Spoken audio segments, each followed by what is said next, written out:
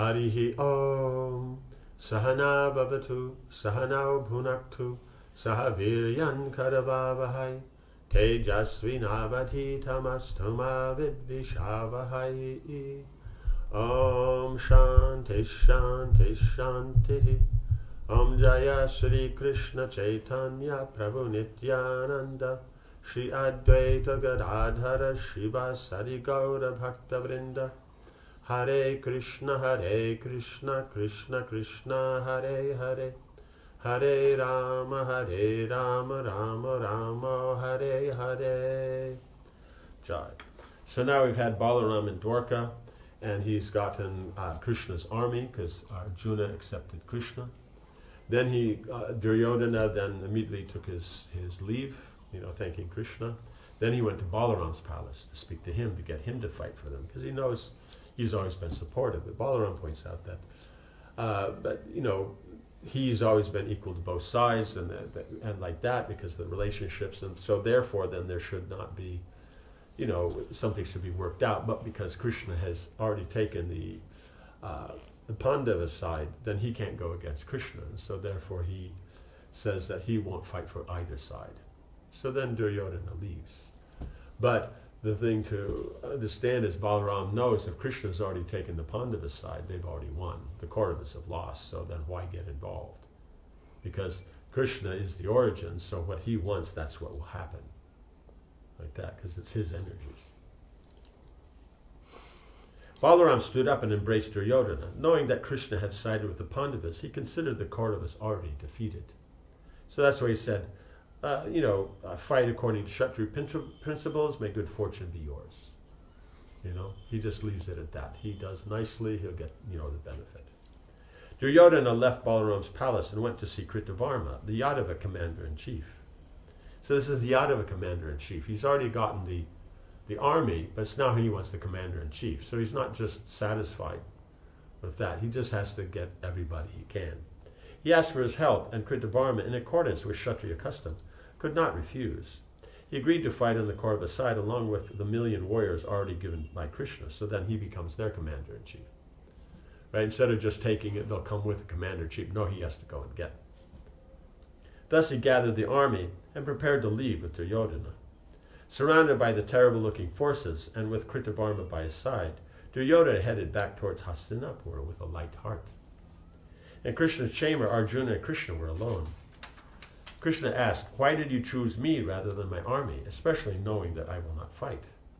Tears flooded Arjuna's eyes as he replies, "There's no doubt that wherever you are, there will be victory. If you desired, you could slay all the Kurus. In your presence, O foremost of men, I too will be able to kill them all. You are the most famous and illustrious person in the world, and I will attain a similar fame by gaining victory in this war. O Krishna, it has long been my desire that you act as my charioteer. Please fulfill my desire if you find it acceptable." Because he said he won't fight, but being a charioteer, then he's not technically fighting. He's taking part, but he's not fighting. "It is fitting, O son of Kunti, that you measure yourself against me." Krishna replied. He placed a jeweled hand on Krishna's shoulder. "I shall gladly act as your charioteer. Let your desire be fulfilled." Right, so here you have the aspect of where there's friendship between them, because they're like equals. So friendship, the special thing about friendship is this aspect of pranaya, where you would be qualified and in a position for having that kind of respectful dealings, but you're not, out of affection. So Arjuna, even though he's friends with Krishna like equal, Krishna is the Supreme Lord, and he's technically his servant, but at the same time he has that affectionate familiarity. So then he's saying, therefore, you have all victory, and if I have you, then I'll have all victory. So, with you by my side, and so I was hoping that you would be my charioteer. Like that. He says, this is a long desire, it's been there. Because Krishna was the charioteer when he fought in the Khandava forest also. So the two of them together, because Nara and Narayan, they're always together, right? They fight together, they do everything together. They sit in Badarik ashram and in the ashram together. So here, then, it's natural then they would be together in this fight. The two friends spent some time together in Dwarka and then prepared to leave. Surrounded by many Yadava chiefs and warriors, they set off for Virat. So then others came for fighting on with the side with Krishna. So he wanted Balaram. He was hoping he would, head up things. He needed someone to commander-in-chief. So then he got the Kritavarma, and then that went with Duryodhana, and he went back with that army. And so now you have then because he left, he was happy with that. He figured he did well, so he's not worried about anybody else. But whoever's left, they're all coming with Krishna and Arjuna. King Shalya of Madras received news about the impending war. As the mother of Pandu's second wife, Madri, he wanted to assist his nephews, the Pandavas. He had already formed a strong friendship with Yudhishthira, and he longed to see him again, right? So here they have a very specific relationship, so they're going to act in that way. But other kings, when they come, they may not. They just whoever comes first. So then, since he's there, he's already decided, I'm going there. If they haven't decided, then who comes first? But he's decided, I'm going, right? Taking his army, he had left the city to go to Virat. While traveling, Shalya's army occupied an area of 4 square miles. With their flashing armor and bright pennants, they appeared like a moving sea covered with gems. They traveled in his slow marches towards Virat, shaking the earth and sending up massive clouds of dust. Hearing that the Madras army was on the move, Duryodhana then arranged a regal reception for them along the way. He had palaces erected in charming spots, well decorated with gems. The Kauravas sent artists for their entertainment and had the best of food and drink laid out for the entire army. Artificial lakes adorned with lotuses and fountains were constructed with fine seats arranged around them. As Shalya approached each place, he was greeted by thousands of Brahmins, who received him with worship and adoration. He was shown to a palace that would have been suitable for the gods. Greeted with honors befitting Indra, Shalya was pleased, thinking too highly of himself and too little of the king of the gods. Assuming that Yudhishthira had made all the arrangements, he asked his servants, "Where are Yudhishthira's men? Fetch them, for I would like to reward them." The servants looked surprised. They went to Duryodhana, who had remained concealed from Shalya, and informed him of everything. When Shalya had become so pleased that he was ready to give away even his life, Duryodhana revealed himself, bowing before his maternal uncle. The Kaurava prince said, "You are welcome. Please instruct me what else I can do for you." It was Shalya's turn to be surprised. He embraced Duryodhana and replied, "I am satisfied by your reception. Ask for me what you may desire," right? Because he's been coming and he's been taken care of and made so much nice arrangement for him. And so then naturally he wants to reciprocate. Duryodhana folded his palms. "Grant me an auspicious boon, O illustrious man. Become a leader in my army." Shalya realized that he had been tricked, but out of honor he could not refuse Duryodhana's request. He replied, "It is done. What else do you desire?" Duryodhana said he had no other desire. With joy he continued to repeat Shalya's work. "It is done." But it means, okay, that he is. Disappointed that he would now be opposing the Pandavas in battle, Shalya said, "O king, go back to your capital. You will soon see me there, but first I want to see Yudhishthira. Then I shall come and join your army." "You may go, but please return quickly. I am depending on you. Do not forget your promise." Right? So they say all these things that, we're depending on you. So because here he made arrangements that Shalya is, himself is a proud king, as kings are. And so then he's, trying to say, we depend upon you. And so therefore, please come quickly. After embracing, the two men departed, and Shalya continued on to Virat. He saw the Pandavas there and was greeted by all of them with respect. They embraced him and sat him on a beautiful seat. Shalya gazed at his nephews with tear-filled eyes. "It is good to see all you heroes hale and hearty after your exile. Now how have you passed these last 13 years? Nothing but misery attends one who has lost a kingdom. But now your suffering, brought on by Dhritarashtra's son, will end as you slay your enemies." Shalya looked at Yudhishthira sitting at his feet. "O great devotee of God, no one has even seen a trace of greed in your character. Like the Rishi kings of old, you exhibit self-control, forgiveness, truth, non-violence, and all other qualities that are so rare in this world. You are mild, generous, religious, and attached to virtue. O chief among kings, it is fortunate that I am able to see you freed at last from your difficulties. Shalya then told Yudhishthira about his meeting with Duryodhana and his promise to the court of the prince. Right, so because they're kings and that they understand the codes and all that, so then because he said that, then, they may be sad that he won't be with them because of the relationship. But at the same time, they understand. They won't think, you're a traitor and this and that kind of thing. Although Yudhishthira was disappointed, he agreed that it was a point of honor, right? He was disappointed because they were hoping they would naturally fight with him. But because of how it was arranged, Duryodhana tricked him. Therefore, then, it's a point of honor. He's given his word. He said he wanted to give benediction, to whoever's made the arrangements. They expected Yudhishthira to come, but it was Duryodhana. But he's already said, so now what is it he wants? He wants them to fight. He agreed, so then. He said, O king, you have done the right thing by granting such a boon when you are pleased at heart, right? Because he was pleased by the arrangements. And he thought it was Yudhishthira. That's why he was going to do it. If he had known it was Duryodhana, then he might have been a little more, he would have, thanked him and all that, but he would have told him he's already, like this. But the point is Duryodhana on purpose hid himself so they would just naturally think it was Yudhishthira. And so once he understood he was tricked, then, what could he do?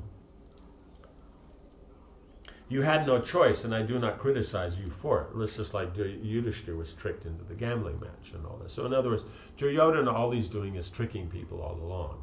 So by tricking, religious people, he's getting his material facility, and he thinks that he's the intelligent person. But the problem is that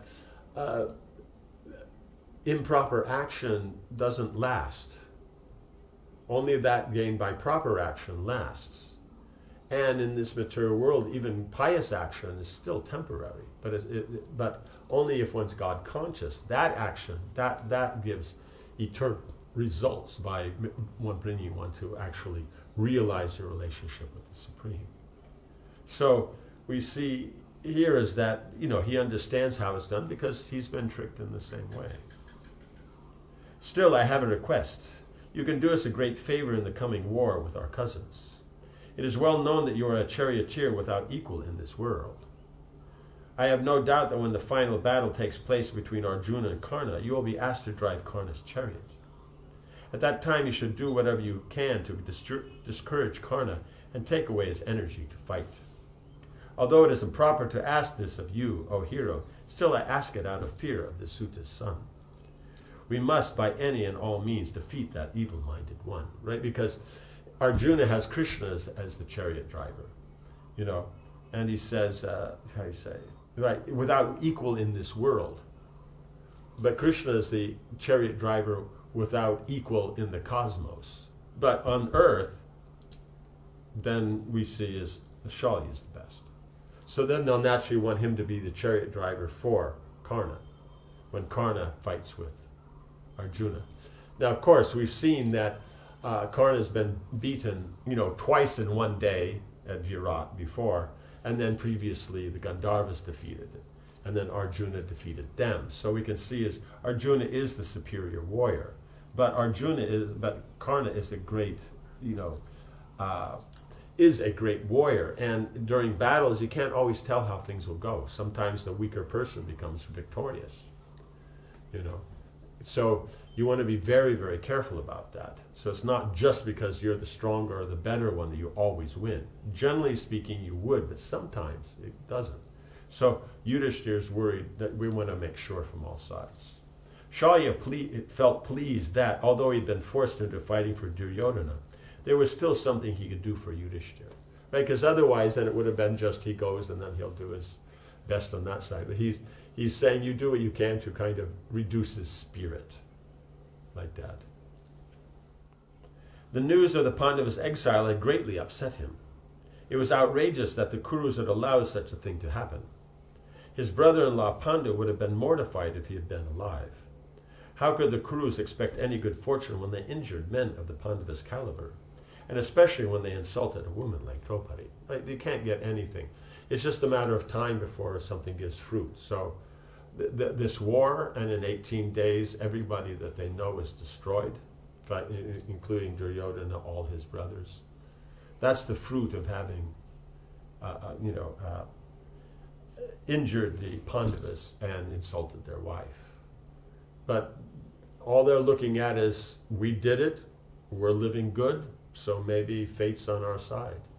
They don't know that sometimes, because you plant a seed, it grows into a plant, and because it's very, serious, it may take longer to grow, but when it grows, the fruit will be complete. In any case, wherever the fruit comes, it will be balanced. Shalya said, I will surely do as you ask, O noble-minded one. I do not doubt that Duryodhana will have me drive Karna's chariot. At that time I will speak words calculated to deprive him of energy, right? Because the Kshatriyas know, especially these great, stalwarts like Shalya, Drupad, and they all know what encourages, what words encourage and speak, because they run kingdoms, they run armies, they've been in battles, so they know how to inspire the warriors. So he'll also then therefore know what will make them feel bad, right? O king, all the miseries you have endured at Duryodhana and Karna's hand will soon give rise to your happiness. Right? Because you've suffered through this, then it'll naturally reverse.